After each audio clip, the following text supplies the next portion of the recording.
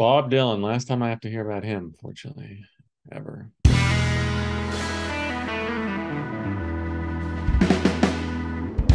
What's up, everybody? Welcome back to Taste Like Music. Jason, Joe, and Crams are here. It is the final installment for now of Songs of the Year 2020. If you didn't see it yet, we already did the 2021 edition in December of 2021, and we'll be doing 2022 later this year.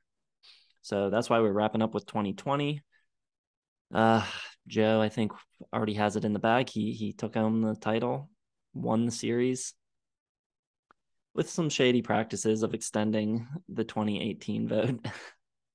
But I guess whatever. Congrats.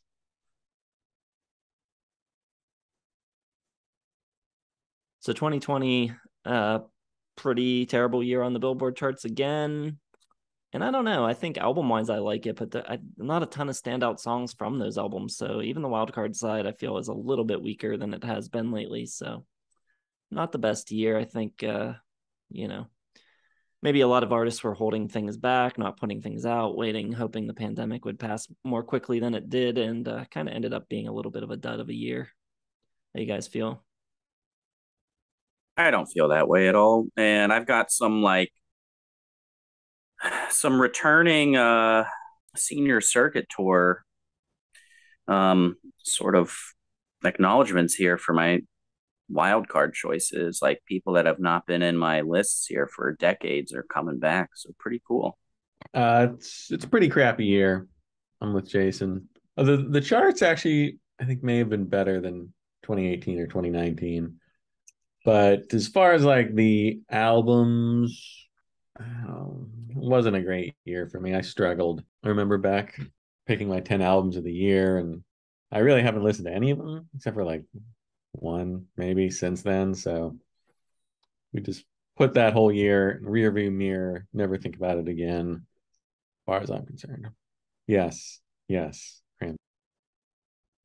No way. It was a very, very good year. Yeah, come on, dude. What are you talking about? You Hey, haven't revisited that Bright Eyes album that you loved so much?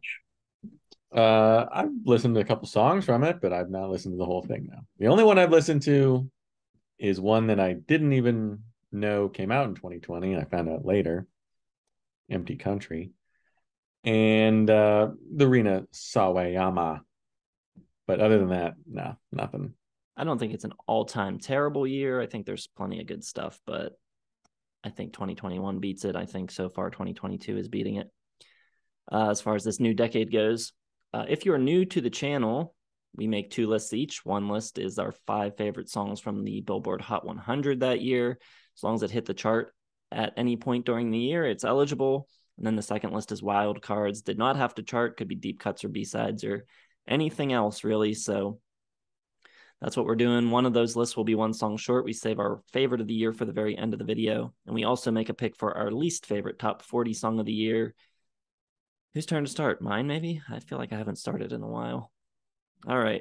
Hot 100. My first pick, I've got Put Your Records On by Rit Momney, which is a cover of the Corinne Bailey Rae track. This is like a SoundCloud bedroom pop version of it, and I think it's pretty good. It's interesting. It's a different take, and I just love that song. I think the original version made my Billboard list the year that it came out as well. And there's not a whole lot else, so I'm going with that track. Then I've got Midnight Sky by Miley Cyrus. I think, like a ton of pop stars around this time, Miley kind of takes an 80s synth pop approach here. But unlike most of her other contemporaries, I think she gives it kind of a real rock and roll edge, which is really cool. I think her voice has gotten so much better in the last couple of years as well. I think she's got some really cool grit to it. So, yeah, pretty good pop track. Then I've got Levitating by Dua Lipa. I think it's a great pop song, killer bass on it. I think it's got one of the strongest pre-choruses in years, but it does have one flaw where it goes, yeah, yeah, yeah, yeah, yeah, at the end of the pre-chorus. I don't know, that kind of kills it a tiny bit for me. It feels like a really cheap kind of like modern hook, and it kind of pulls me out of the retro vibes a little bit of the song. But otherwise, great track, really like it. All right, then I've got, for the third year in a row, 2 Billie Eilish songs. I've got No Time to Die, which I think is great. It was one of my favorite Bond themes when we made that list. I think it works well as a Bond theme. I also think it works well as a standalone song. I love that it leans so heavily on her vocals and like doesn't try to modernize the Bond sort of sound, kind of just sticks to kind of like a throwback sound, lets her sing and doesn't try to get too fancy with it. You also get some big dramatic notes out of her too, which you don't get too often. I think it sounds great. And then I've got My Future, which I think has one of the best melodies in a pop song in maybe a decade or so. Just the jazzy kind of runs that she does and those chord changes I think are really cool. And then once the beat drops in, you get this like really big fat bass and some cool guitar comping. So I think that's a great track. One of my favorite of hers. So there you go. Those are my Hot 100 picks. I've got a couple in common with Jason, including Levitating. The Yeah Yeah Yeahs don't bother me at all, but like if you're feeling like it's perfect. It's so disco, rollerblades, fun, roller skates. And I did not think Jason would have this. I've got Rip Momney as well with Put Your Records On. It's just got that perfect dreamy bedroom pop kind of vibe. It's very sensual. It's very low lit. Pretty cool. Good song in general. Then here's one I am shocked that Jason doesn't have. Just shocked. Golden by Harry Styles. It's just got like 70s yacht rock vibes all over it with the da da da ba ba da da da. It's just perfect. You can just hear like Michael McDonald and all of that sort of vibe coming in. It's really pretty. I've also got from Dua Lipa Break My Heart, even though admittingly it's pretty much just stealing that rhythm from In Excess. But it's a good rhythm, it's a good beat, and she's just got great pop stardom. And then finally, I've got Heat Waves by Glass Animals, which I think is pretty damn catchy. I love the, all I night is think about you, late night in the middle of June. It's pretty good, like electro pop for the times. But I'm not crazy about most of this stuff other than the Dua Lipa, which was an album that made my top 10 that year. Okay, if I gotta, here's my 5 from the Billboard charts. Number 5, I got Starting Over by my go-to guy when can't find anything else, Chris Stapleton. Nice jingly country tune. It's a little too polite, maybe. Not enough grit, really, but it's pretty. It's nice. It charted. Benmont Tench plays some nice B3 organ on it. I mean, what more could you ask for in the Billboard charts, right? Number 4, we're gonna go with Dua Lipa, Break My Heart. It's a good pop song. She had a bunch of good pop songs. She kind of single-handedly saved the whole year, actually. Number 3, I guess I'll go with Prisoner. Prisoner, Miley Cyrus, and Dua Lipa. Great. 2 great tastes. Taste great together. Anyway, Levitating, great bass line. Dua Lipa, just fun, old school flavor to it. Nice 80s. 80s was the key to anything on the Billboard, basically. Me liking it. It had to have that 80s sound, and a bunch of albums, bunch of songs did. Number 1, even more 80s than the other stuff. Midnight Sky, Miley Cyrus. It sounds a lot like Stevie Nicks, but it's on purpose. I mean, it's fine. It's been long enough that you can start to reuse some of that stuff. And Miley Cyrus, probably the best rock song of the whole year, to be honest with you. At least that was somewhat popular. It's got some bite to it. I like it. I was a big fan during Miley Cyrus week. This was the album I kind of looked over during the year, but I think it would probably be in my top 10 actually for the whole year. Would the year sucked?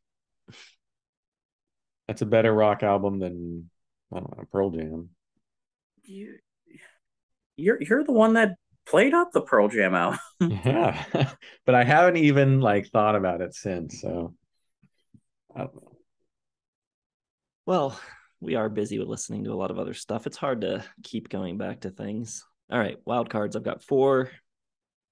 First one, I'm going with A Tear in the Fabric by Devin Williams. which I think is a great indie pop tune, somewhere between dream pop and power pop. The guitars sound great, really catchy, effervescent tune.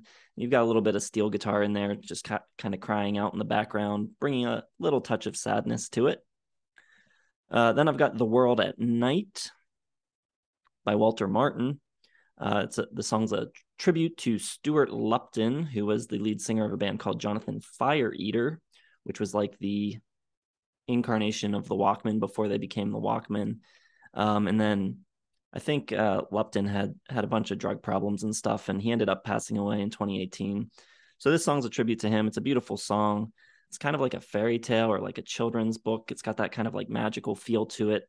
I think it's just a really cool song and a lovely tribute. Then I'm going with Living Room by Andy Schaaf from Neon Skyline. That record to me was a little bit of a letdown after The Party, which was my album of the year in 2016. But I still think it's a very good record, and it has some stellar moments on it, and this track being one of them. The feel to this one is really cool. I love the chords, the groove. There's like this eeriness to it that kind of just hangs over the track. And the lyrics are really cool, and they kind of leave the song unresolved. It's like this conversation happening in a bar between the bartender and this woman, and she's talking about how her kid brought a picture to her, and she was like too tired to care and hang it on the fridge. And then she leaves, and Andy and the bartender just stare at each other like, he says, "I feel like we just walked into someone's living room," and then the song ends. But good storytelling. Then I've got Without You by Perfume Genius, which is a gorgeous track. Great production again from Blake Mills. And it's amazing to think back to when I first heard Put Your Back Into It, an early record of his, that he would blossom into this and that he would be able to retain the essence of what made that record so cool. And just the fact that he was able to expand his sound so much and becomes like so sonically interesting while maintaining that kind of intimate feel of his early stuff is just really cool and really impressive. So there you go. All right. Going with some former nominees here, maybe a winner in there. Actually, I think all of these mofos have won a song of the year for me for the first three that I'm about to talk about.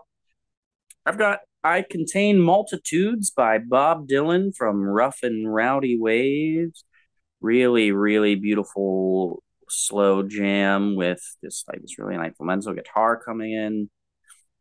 Really cool, like shout outs. He covers everyone from the Rolling Stones, William Blake, like Edgar Allan Poe, and it's just like kind of this confessional thing that wraps up like a lot of his career and like comparing himself to other things. Very cool.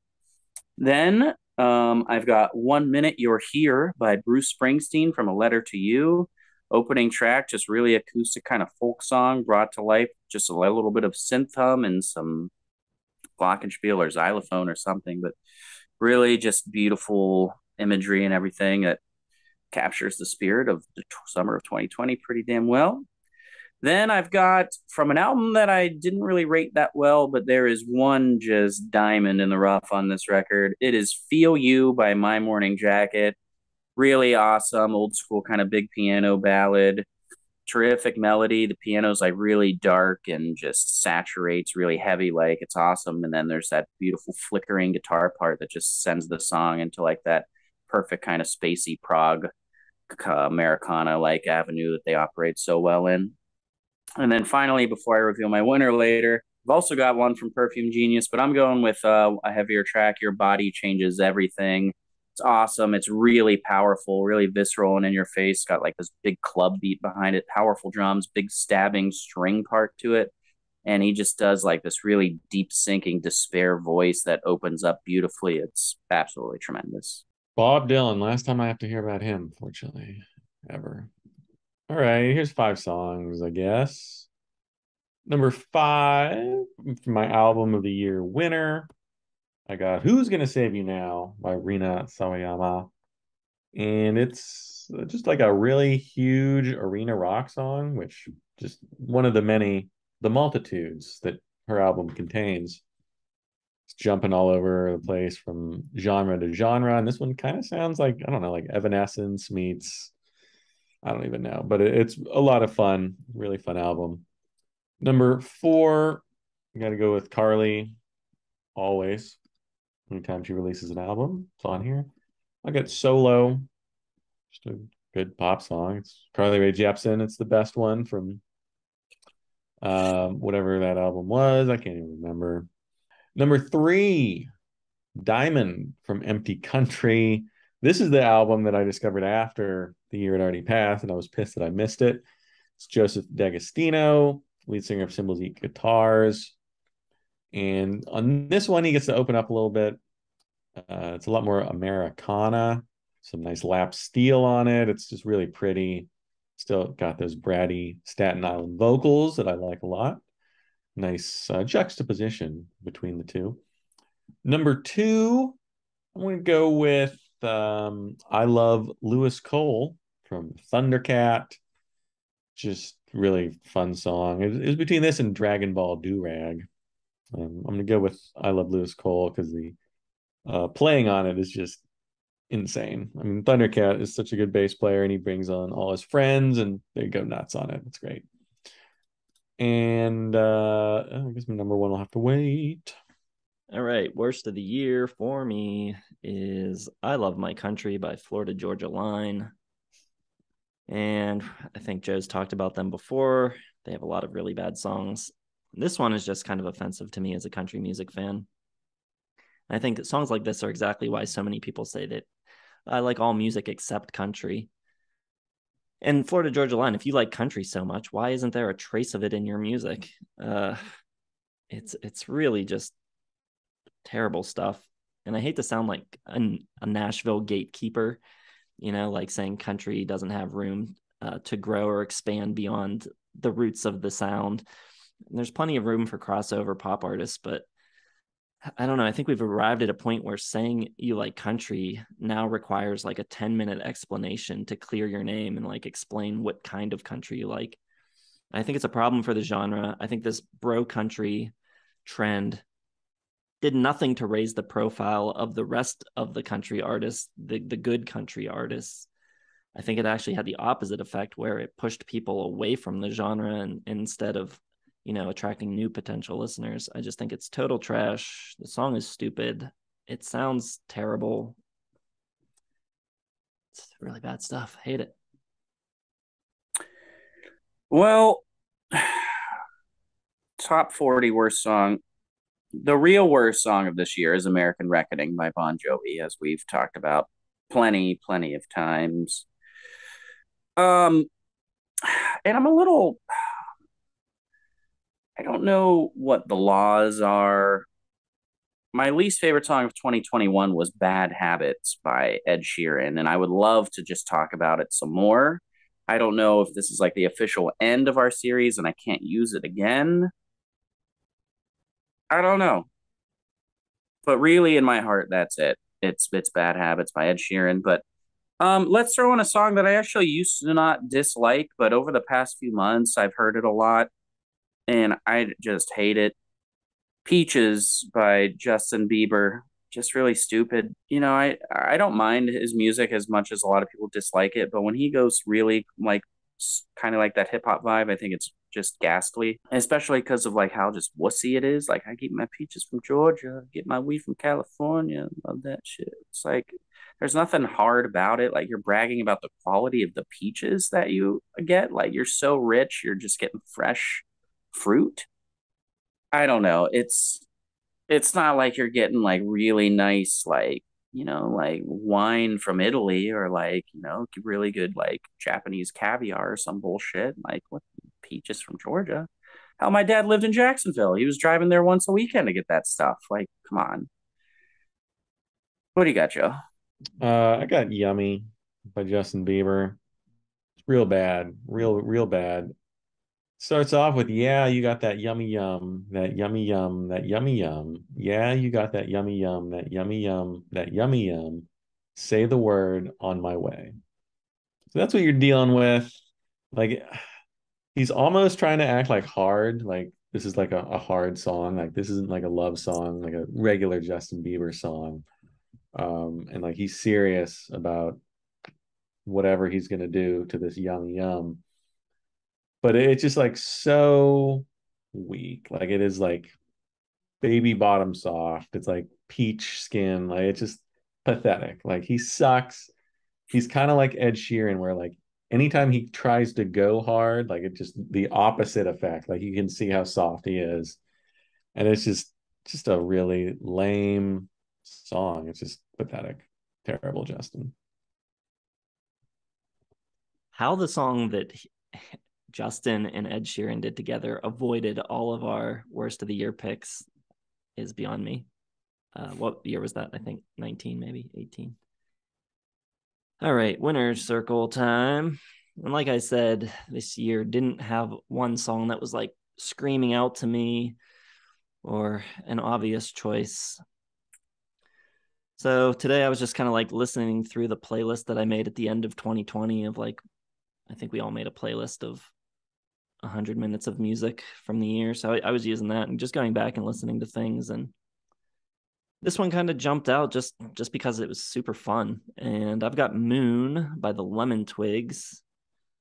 And I don't know. I just think it's a really fun track. I love these guys. I think they're so cool. They're musical wonderkins.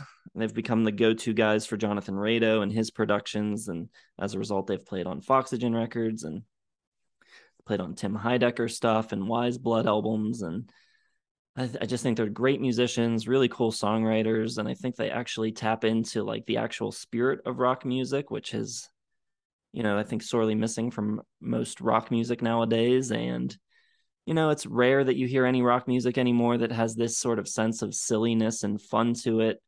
And I think that's really the big downfall of rock music in recent years is just like how serious it all got after grunge and like, especially with post grunge and new metal and all that stuff. It was just like a major overcorrection after hair metal. And it got way too serious. And I don't know. I just love this kind of fun, buoyant. I don't know. It's not really power pop. I don't know what it is exactly, but it's cool. I like the lyrics, how weird they are. The moon looks like a lot like a toenail tonight. Just weird. And I love it. And the way he sings it and his delivery is kind of like going off the rails, and it's just great. So there you go. Lemon Twigs, Moon. All right. My favorite song of 2020 is If You're Too Shy by the 1975. Awesome, incredibly catchy, one of the more fun pop songs, and it's got that awesome, just kind of self-loathing sexual prowess where he's like has an opportunity to like hook up with two girls in a motel, but instead he wants to get back to his computer screen and just gush over like this cam girl or whoever he met online that he's just infatuated with. They have such a great like commentary on like modern condition and dilemma with like technology and social media and stuff and how it interacts and influences young love and all that sort of thing. And then just the music itself is just incredibly catchy. It's got that sophisti-pop and the NXS kind of mashup. Absolutely tremendous horns and sax coming in. Like the sax solo on it is just pure decadence. I love it. This is a no-brainer. This is something that Joe should have. We should be sharing this, but Joe probably went with some bullshit. So let's hear what it is. Yeah, that song's decent. I didn't like that album very much, but it had a couple good singles, as they all do. But my winner, this was tough. It's like, do I listen to any of these songs? Do I care at all? And I almost went with one that everyone would have loved because it's like the It Girl. I'm talking about Kyoto by Phoebe Bridgers, but I'm not going to go there. I'm going to go with One and Done by Bright Eyes because it's just a good song. I love the orchestration on it. And there's something about Connor's voice. Back in the day when everybody was emo, like it kind of rubbed me the wrong way because it was just too emo. But now it's kind of mellowed and it's just enough emo that it works. And it's a great contrast, like with this really pretty orchestration. You got Flea slapping the bass. There's a really great little breakdown in there. John Theodore, who I don't know if he's technically the drummer for Mars Volta, but he works with Mars Volta, Queens of the Stone Age, just really great drums on it. And it's just got this like melody. It's like real haunting, and it's kind of like menacing and just cool. And it's long and winding, and there's all sorts of stuff going on. And I really like the album, so I figured remind people Down in the Weeds Where the World Once Was. Great album from 2020. We all liked it. All gave it at least 4 stars, I believe. So I'm gonna go with that one, even though even that song and that album, like it works better as an album. Like all these songs fit better on the albums. Nothing's really jumping out this year, but I'm gonna go with that one. Kyoto Song. Nah, I can't do that. It's not me. But I do like it. All right, so there you go. That's the series. Are we even going to have a poll up still? I guess. I mean, people don't have to vote. They really kind of stopped voting anyway. It's like 80 to 90 of the same people just picking which one of us they like best. It looks like I'm the best. So screw you guys. Well, that's why they call you the man of the people. But you can have them. Barely. All right. Thanks for watching, everyone. Head over to the website, vote. And thanks for watching this entire series. It's been a lot of fun.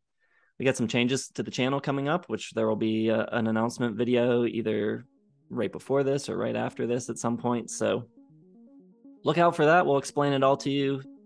Thanks for watching. Hit the like button, subscribe, hit the bell for notifications, and we will see you soon.